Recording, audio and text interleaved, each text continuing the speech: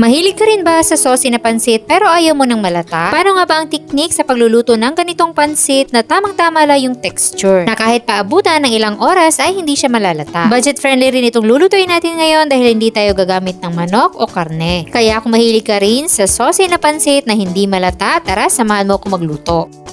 Una muna nating lulutuin ang ipansasahog natin na kikiam at squid balls. So konti lang naman tong binili ko, hinati-hati ko lang siya para dumami. Gigisa-gisahin lang natin to hanggang sa maluto. At kapag ganito na yung itsura, medyo nag-brown na, pwede na natin yung hanguin. Then isunod na natin dito ang pagigisa ng sibuyas. Isunod natin yung bawang.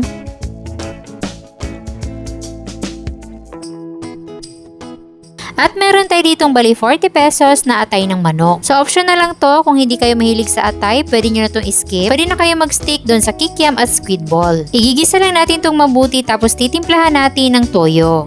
Maglalagay din tayo ng 1 tablespoon ng oyster sauce at paminta powder. Then haluin lang natin itong mabuti.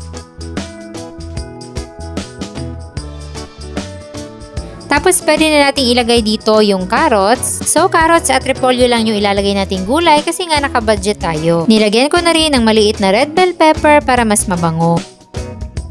So igigisa lang natin mabuti itong ating sahog. Mabilis ang pagluluto lang yung naka half cook. Then pwede na natin yung hanguin. Tsaka tayo maglalagay dito ng maraming tubig. So mga 3/4 ng sukat ng kawali yung ating tubig. Sa cubes naman na ilalagay nyo, depende na sa gusto nyong flavor. Pwedeng pork, pwede ring chicken. Titimplahan din natin yan ng black pepper at maglalagay din tayo ng toyo. So ingat-ingat lang sa paglalagay ng mga pampaalat kasi nga kadalasan sa mga nabibili nating kanton ay may alat at malasa na. Kapag okay na kayo sa timpla, pwede na nating ilagay yung ating kanton noodles. 400 grams nga pala itong ginamit ko. Ilulubog-lubog lang natin yan dyan sa ating pinakasabaw. At kapag nakita nyo nakalubog na lahat ng pansit sa sabaw, kailangang ihalo nyo na agad yung gulay at yung squid balls at kikiam. Tapos ay hahaluin na natin to ng mabilisan.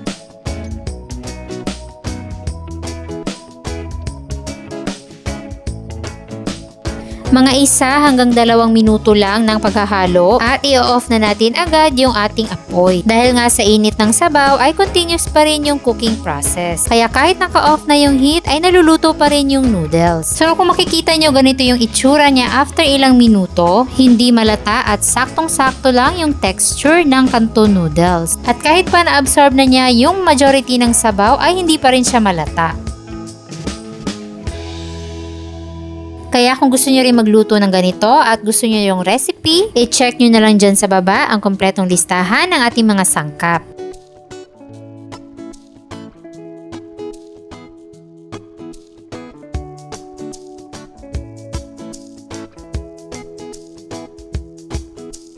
At sana'y may natutunan kayo at nagustuhan nyo rin yung recipe natin for today.